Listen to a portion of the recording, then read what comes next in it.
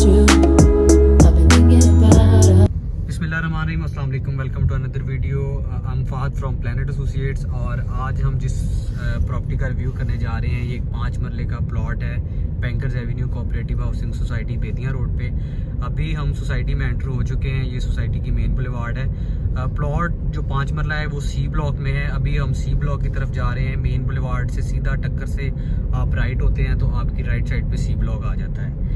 C block में काफ़ी ज़्यादा घर बन चुके हैं और तकरीबन आप समझ लें कि 70% जो है वो घर बन चुके हैं। पूरे ब्लॉक में पोजेसन है, बल्कि पूरी सोसाइटी में पोजेसन है। सोसाइटी के ऊपर हम डिटेल रिव्यू बना चुके हैं।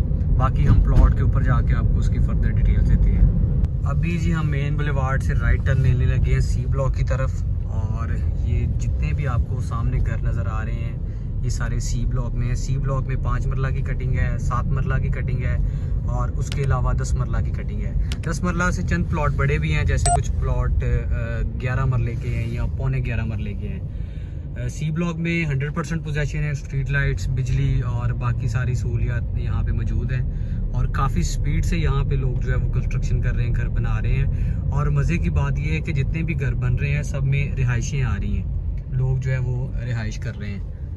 ये सी ब्लॉक का 60 फीट रोड है और मेरी लेफ़्ट साइड पे सारा 5 मरले के प्लॉट्स हैं और राइट साइड पे जो है वो ये सारे 10 मरले के प्लॉट हैं।